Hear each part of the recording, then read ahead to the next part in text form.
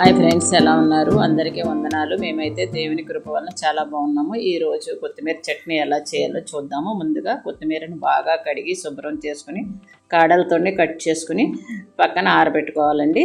తర్వాత పాన్లో కొద్దిగా నూనె వేసి శనగపప్పు, పల్లీలు, మినపప్పు వేసి వేగుతుండగా ఆవాలు, మెంతులు వేసి అవి కూడా వేగుతుండగా ధనియాలు, జీలకర్ర వేసి పచ్చిమిర్చి, ఎండుమిర్చి వేసి కొద్దిగా నువ్వులు కూడా వేసి బాగా వేగిన తర్వాత పక్కన పెట్టుకుని చల్లారనివ్వాలి. అదే పాన్లో టమాటోస్ వేసి మగ్గిన తర్వాత కడిగి పెట్టుకున్న కొత్తిమీర వేసి కొద్దిగా మగ్గిన తర్వాత చింతపండు వేసి తర్వాత వెల్లుల్లి రెబ్బలు వేసి బాగా మగ్గాక బాగా చల్లారిన తర్వాత ముందు వేసుకున్న పోపులు తర్వాత ఈ కొత్తిమీర మొత్తం కలిపి గ్రైండ్ చేసుకుని పక్కన పెట్టుకోవాలి. పోపు కోసం ఆయిల్లో శనగపప్పు, మినపప్పు, ఆవాలు, జీలకర్ర, దంచిన వెల్లుల్లి, ఎండుమిర్చి, కరివేపాకు వేసి పచ్చడిలో తాలింపు వేసుకోవాలి. అంతే, టిఫిన్స్లోకి రైస్లోకి బాగుండే కొత్తిమీర చట్నీ రెడీ.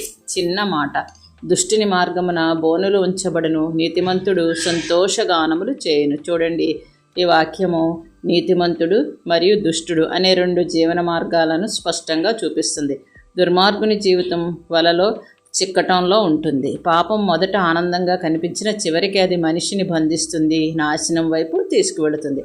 అబద్ధం, మోసం, లోభం, కోపం, అహంకారము మొదట చిన్నవిగా అనిపించవచ్చు, కానీ అవే ప్రమాదకరమైన వలగా మారుతాయి. పాపము చేసేవారు శాంతి లేక బాధలో చిక్కిపోతారు. దేవునికి భయపడుతూ నిజాయితీగా నడిచే నీతిమంతుడు ఎలాంటి పరిస్థితిలోనైనా శాంతి పొందుతాడు. దేవునిలో నడిచే వారికి శాంతి, ఆనందము ఉంటుంది. వారికి దేవుని కృప, రక్షణ, అభివృద్ధి ఉంటుంది. వారు వలలో కాదు, విజయ గీతాలు పాడుతూ